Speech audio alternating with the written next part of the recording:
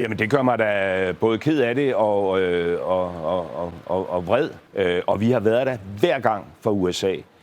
Da man aktiverede artikel 5, og det er kun sket én gang efter 9/11, var Danmark der med det samme. Vi har deltaget på alle skarpe missioner sammen med amerikanerne, og har som sagt haft lige så mange casualties i Afghanistan, som USA har haft i forhold til vores størrelse. Og det er et argument, jeg tidligere har brugt direkte over for Donald Trump på et NATO-møde, hvor spændingen blev høj. Dengang gjorde det indtryk. Han kom hen til mig bagefter og sagde, you have a good point. Indtil videre har det måske gjort lidt mindre indtryk på vicepræsidenten, men det kommer vi til at arbejde med, fordi det er jo ikke kun Danmark. Det er jo ikke kun en række andre lande. Det er jo også USA, der efter den kolde krig ophørte, sagde, vi lægger vores militære fodaftryk nogle andre steder.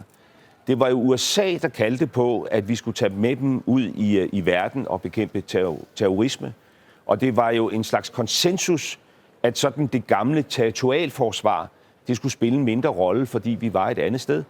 Og nu er den geopolitiske virkelighed forandret. Nu skal vi have et stærkere territorialforsvar. Det skal vi også have i Grønland. Det er Danmark ved at bygge op.